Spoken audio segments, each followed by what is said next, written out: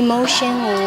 သူများဘက်ကို negative influence မဖြစ်ဘဲနဲ့ positive influence ပဲဖြစ်ဖို့ရန်တဲ့ JK ရဲ့တအားမျှော်လင့်နေပေါ့နော်ဒါကတော့ JK ရဲ့ဘယ်လိုပြောမလဲ purpose in life JK ရဲ့ motto တစ်ခုဖြစ်တယ်JK ဒီလိုမျိုးစိတ်သက်ကြသွားပြီဆိုလို့ရှိရင်တော့မှ JK ကအိမ်မှာဆိုလို့ရှိရင်ရေချိုးချိန်မှာgospel တခြင်းလေးတွေဖွင့်ပြီးတော့အမှကိုကိုအားပြန်ယူတဲ့အချိန်လေးတွေလည်းအများကြီးရှိပါတယ်တင်ငယ်သွားတဲ့အချိန်မှာလည်းကိုပြန်ပြီးတော့ချစ်ပြီးတော့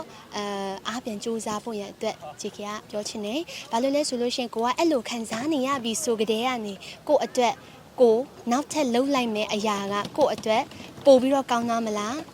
အဲ့ဒီ step တစ်ခုရှိရပေါ့နော်ဆိုတော့အဲ့ဒါတော့ကိုရဲ့ breakthrough ဖြစ်ဖို့ရန်အတွက် very important step တစ်ခုဖြစ်တာဖြစ်တဲ့အတွက်ကြောင့်မလို့အားလုံးနဲ့အတင်းထားပါဆက်လျှောက်ပါလို့ JK ဒီကနေပြီးတော့အကြိမ်ငယ်လေးပေါ့နော် JK ရဲ့ life experience အရာပေးချင်ပါတယ်